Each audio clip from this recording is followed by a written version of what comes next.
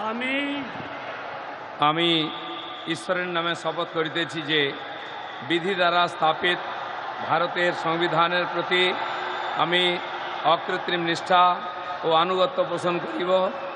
আমি ভারতের সার্বভৌমত্ব ও অখণ্ডতা রক্ষা করিব।